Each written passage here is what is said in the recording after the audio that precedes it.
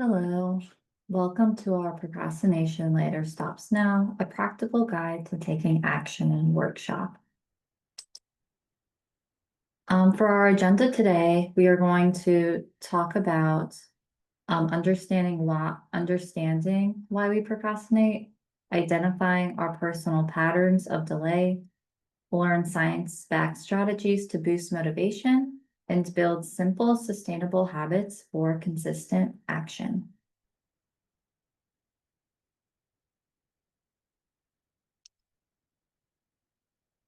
So first we'll do a brief icebreaker.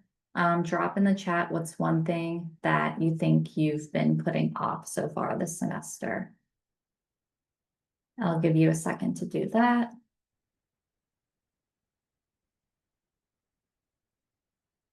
Okay, so studying, doing your homework, not going to the gym. All right, thank you for sharing. So procrastination is the act of delaying or postponing tasks or actions, often in favor of doing less important or more enjoyable activities.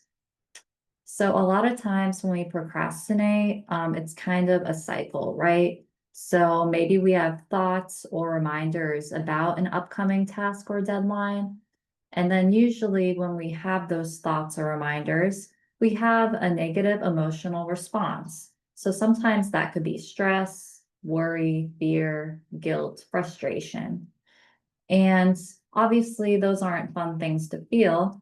So then we'll try to emotionally repair that response by doing a fun activity or relaxing or scrolling on TikTok, right? To distract ourselves from that negative emotion.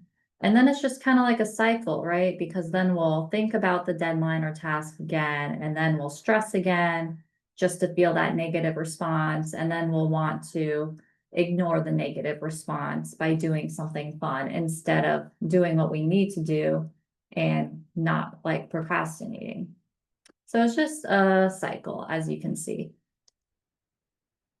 So understanding procrastination. So some of the causes of procrastination include poor time management, lack of prioritization, lack of motivation or interest in maybe what you're studying, difficulty concentrating, experiencing any fear, anxiety, or stress. Maybe you have social distractions, right? And perfectionism, because if you want it to be perfect, you might be too scared to start. The cures to procrastination include improving your time management, developing an organizational system, having a good environment to concentrate in, right? So maybe like a quiet room for you to study in. Reminding yourself of your long-term goals, right? So even though you feel like maybe this course isn't that important, just remind yourself that you need to take it in order to move forward to your next course and in order to graduate, right? So that's one of your long-term goals. Another cure is accountability, right? So maybe having your friends or peers or your family hold you accountable to finish school. And then another cure is a study group, right? So maybe studying with your friends in the course, things like that. So strategies to use, how to overcome procrastination. So first, it's important to find motivation. So you want to take time to reflect on your motivations. So you might want to think about why you're pursuing this degree. What do you want out of life? What things are important to you? And how do your assignments, classes, extracurriculars lead you to these things? And if you don't think they will, it might be time to reevaluate. Sometimes getting started is the most challenging part. So try setting a timer for a short period of time to study. So for example, you might want to set that timer for 15 minutes. And you may find it's much easier to continue working once the timer goes off. And then another strategy is having that good time management like we talked about. It's important to create a routine for studying and to incorporate it into your daily schedule. So studying fits in with the rest of your life rather than taking time away from the things that you enjoy, right? And make sure that you communicate your plans to others and hold yourself accountable to your schedule. And also get social support, so maybe from like your friends or family. It's also important to overcome procrastination by goal setting, right? So you might want to identify SMART goals. So these are goals that are specific, measurable, attainable, relevant, and time bound. You would want to establish short-term goals when planning out your weekly schedule and identify long-term goals towards what motivates you. And as always, it's good to have a reward system, right? So maybe you have an exam tomorrow that you're really nervous about, and you've been studying a lot for it, and you're just not really sure if you're going to pass. Well, at the end of the day, once you take it tomorrow and it's over, regardless about whether or not you think you failed or passed the exam, definitely make sure to treat yourself to something like Starbucks or candy or a new video game, something that you enjoy as a reward for taking that exam because you still worked really hard to study for it. All right, so this is our SMART goals worksheet, as you can see here. I will drop that in the chat for you all, but this is also a PDF billable that you can find on the SARC website under our resources. So definitely make sure to check that out if you'd like to take some time to work on that on your own time. So give me a minute to drop it in the chat.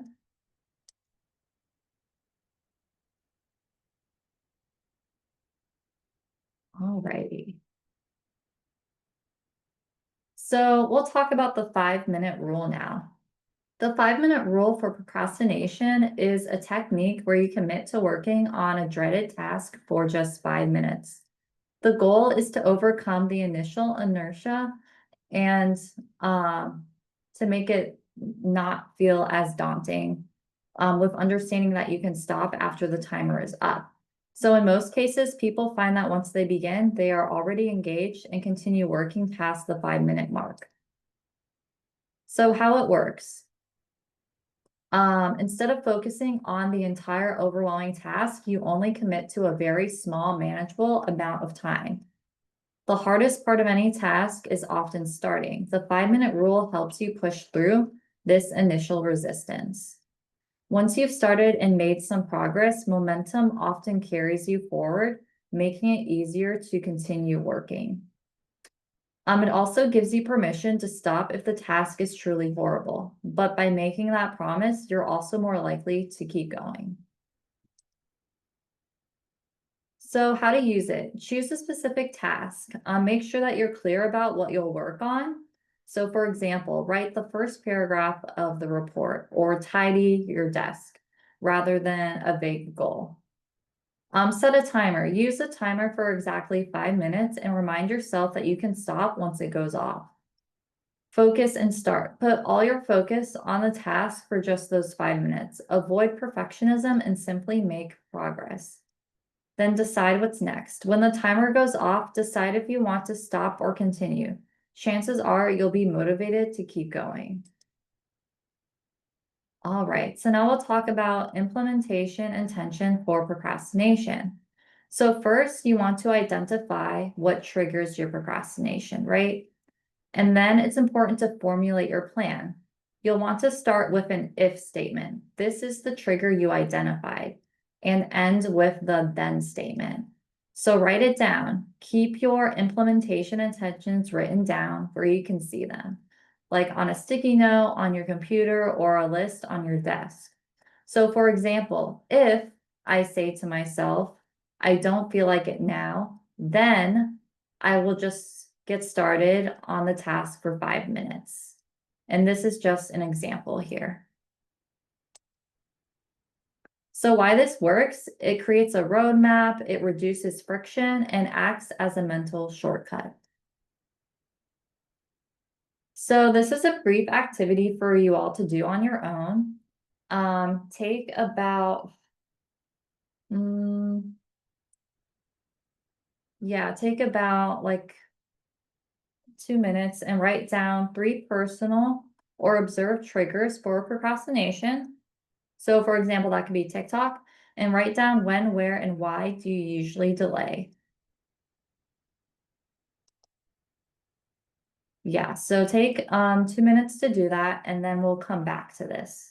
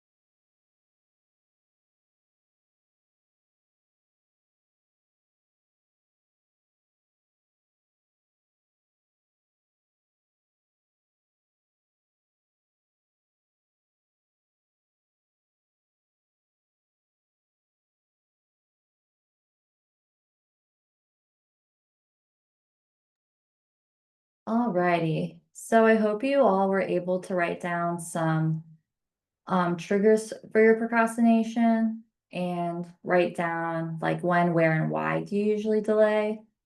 Um, and definitely, take that time to reflect on that and what you can do to overcome your procrastination. So the next strategy is habit stacking. So this is where you take the time to identify your current habits, choose a specific small new habit, and stack them together. So these are some examples down here. After I shut off my alarm, I will write down one priority for the day. After I log into my laptop, I will write the first sentence of my report. After lunch, I will clear one item from my desktop. And these are just some examples that you can take into consideration if you want to try habit stacking. And then we have temptation bundling, um, which is very similar to habit stacking, right? So you still talk about your current habits and you choose a specific small habit and stack them together. So for this, you definitely want to identify the shoulds, identify the wants, and create your bundles. Pair one item from each list. So these are some examples here. Only listen to your favorite podcast while folding laundry. Only watch your favorite show while on a treadmill or cleaning the kitchen. These are just some examples.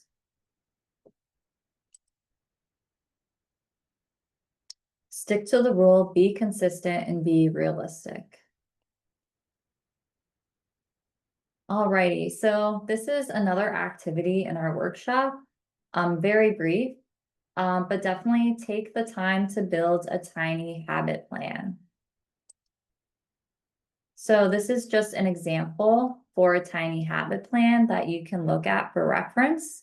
So the anchor here, after I sit down at my desk or open my laptop, the tiny habit would be I will open my notes or study app and read one sentence. And then for celebration, I'll say, nice, I showed up, or you can reward yourself with something. This works because sitting down is your existing habit, so that's your anchor. Reading one sentence is so small, you can't fail at it. It then creates momentum. Once you start, you'll often do more. Some optional things that you can do to advance this, if you'd like, is after reading one sentence, set a 5-minute timer to keep studying. Keep a Post-it note nearby with just one sentence as a visual cue. Track streaks. This is optional. Use a habit tracker or calendar to mark study days. So this is what you'll reference when writing out your tiny habit plan. So I'll give you another minute to do that.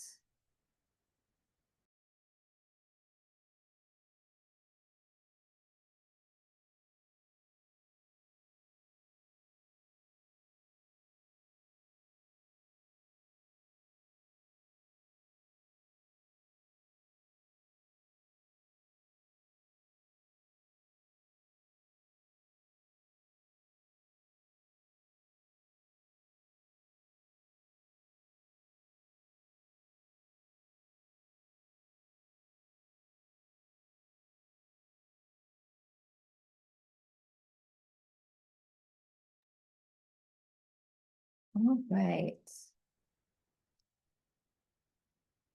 And then finally, write down your next commitment. So what's one small action you'll take next for yourself, right? So take a moment to write that down for yourself.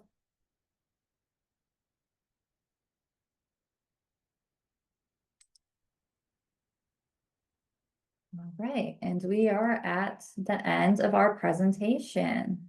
Thank you all so much for being here today, and please feel free to scan the QR code here to fill out our workshop survey. Thank you so much.